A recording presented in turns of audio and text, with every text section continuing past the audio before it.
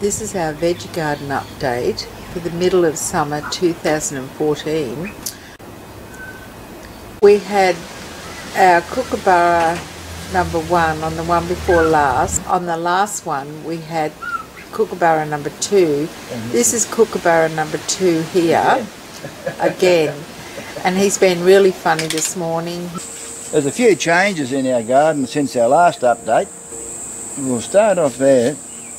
The very first thing you can see there, we've already harvested one fruit off that. Isn't that beautiful? We're going to have that for dessert tonight. Yum. You can see the red where the skin broke away. See the red in behind there. I'll put that back in the fridge. That's a red dragon fruit. Has it got any more flowers coming on? Yeah, it's got a flower. That's the second flower. And right on the tip there's a flower. It just started, there's a bud. Oh yes, I see that. See that little bud there. This is our Queensland arrowroot. So it's getting quite big. Planted some sweet potatoes in this bed here. How long ago did you do those? Only about 4 days, 4 or 5 days ago. So that's the first ones we harvested. And we've just replanted. Now here this is our mulberry tree. It's looking enormous. So if you saw our previous veggie garden updates, you'd realise how big this mulberry tree's got. This massive clump of grass, that's lemongrass. So it's looking good. And the bananas? Yeah, bananas, yeah. Now we've got 3 turmeric plants here. 1, 2, 3. Now this little plant here is a cousin to ginger and turmeric and all that. That's Chinese keys, Chinese K-E-Y-S. New bed of sweet corn here. Now over here, one of our honey customers gave us those. They're winged beans.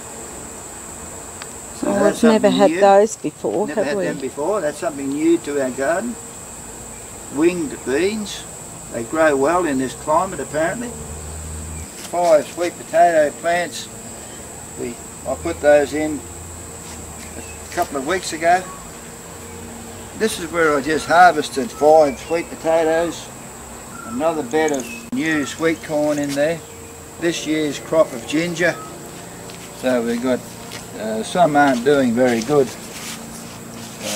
but this is this year's crop of ginger, part of it. I've got some, this is our one and only eggplant. So we've got 1 eggplant doing well. Now here, I've got 2 sweet potato plants planted there, and the reason for the baskets is because we've got a lot of heat, a lot of hot days, and the baskets keep the sun off them while they get established. And another huge bed of sweet potatoes there. This is another part of our ginger crop. We planted some more sweet corn there. You missed the tomatoes. Cherry tomatoes there. They just grow wild. They're yellow, little yellow cherry tomatoes. They're nice, they're acid free. Acid free. Another part of our ginger crop. More sweet corn popping through.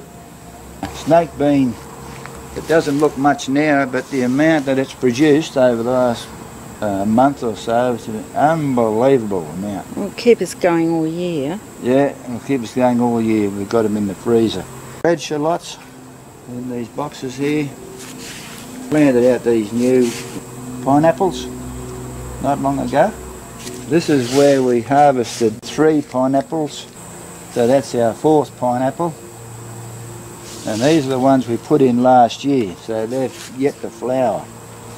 More sweet potatoes there. Now this one here is new to our garden. It's an Amorphophallus. The other name is an elephant's foot yam. So I'm waiting for it to flower. So I'm really excited about that one. Over here's our dragon fruit. I did a bit of a count. It's getting harder to count those now. So you can Which see one? this Oh. lovely flower here. It won't be long and it'll be opening up. Now somebody requested that I do a video of how to plant dragon fruit. So I'm going to do that because I planted those less than 12 months ago and we've got our first flower on that. Right. So I'm qualified to be able to show you how to plant these things. More bananas here. One bunch up there. Another one here. Another one there. Bunches up there. Got another bunch up here. You can see another one through those leaves there.